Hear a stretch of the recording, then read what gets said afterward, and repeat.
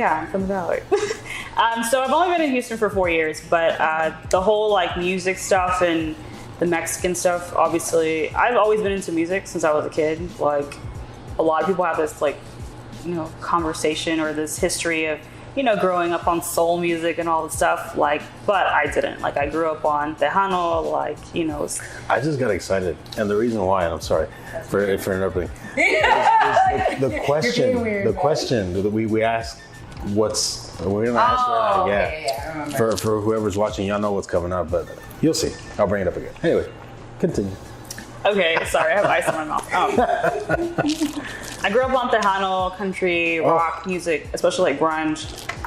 I grew up on rap because at the time when I was a kid, MTV Raps was on, MTV Jams, all that stuff. Like, so my siblings didn't allow me to change the channel. Like, I couldn't watch Nickelodeon, I couldn't watch, Yeah. They were watching on TV and you had to sit through it. I was like, so I had to sit through it. But I just naturally gravitated towards it. So I've always been obsessed with music. I love it a lot. And, as much as we don't have a voice in rap music, we Hispanic people, Latinos, we really made hip hop, the lifestyle, really flourish with like breakdancing and graffiti artists and all this stuff. Because I feel like, probably 75% of graffiti artists and breakdancers are Latinos. It's funny that you say that because I just saw something on, I think it was Vice. No, it wasn't Vice. It was Philip DeFranco. And they were going over the history of breakdancing. Mm-hmm. And one, that breakdancers don't even call it breakdancing, it's break. Mm-hmm. And they're actually talking about incorporating it into the Olympics this year in France. Wow.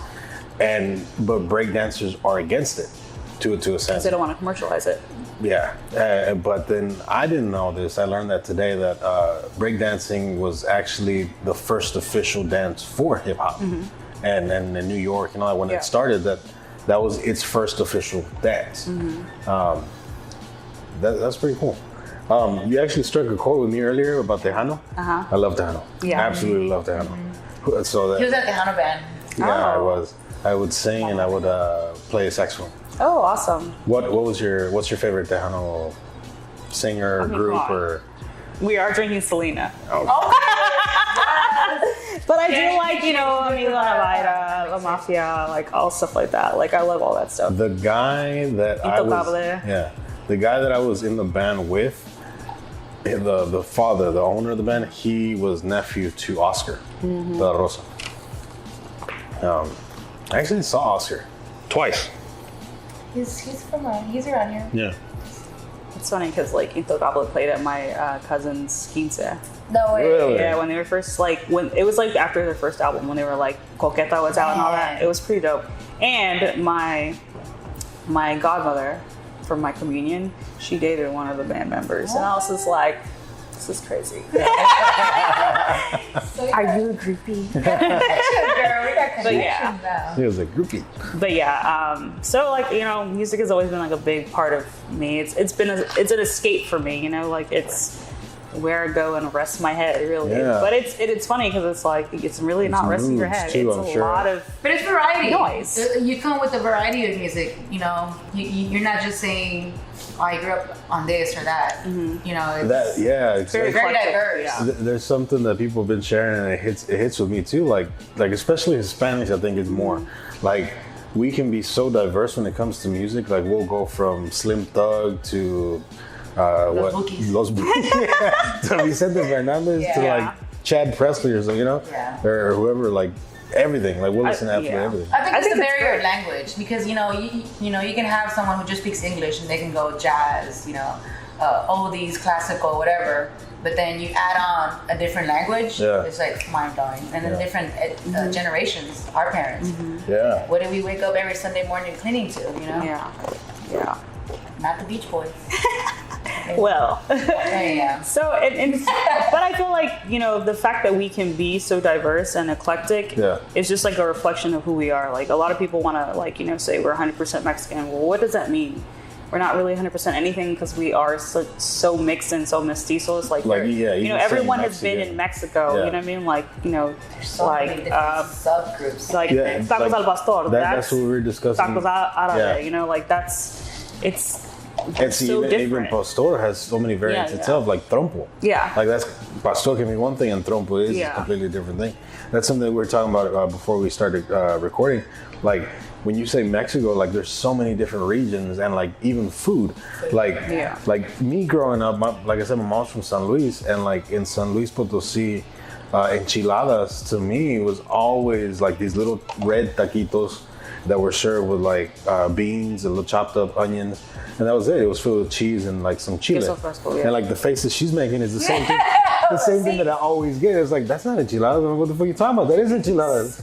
So my mom makes those enchiladas too. So I grew up on like those type of enchiladas, and she would make Americanos. Oh. So those are the ones with like the cheese and the chili and all that stuff. So that's the like Tex-Mex stuff. So my mom, it's funny because my mom had to learn how to make a lot of like Americanized stuff because for assimilation purposes, because at the time, you know, like my mom came over here from Mexico and she was 21, which was in the 60s. So a lot of those products didn't exist. Oh, okay, that makes sense. And then my dad's American. You had to use what you had. My dad is American, so it's like he was used to certain flavors. Like my dad's the reason why some of us in our family eat tamales with ketchup. Do you? Sometimes. I've never heard. That sounds like a curse word to me. What? No, it's a thing. It's honestly a thing. Like, and it's certain people that do like. Ketchup? And I've tried it. I tried it with barbecue sauce. So it's like a weird thing, but it actually tastes pretty good.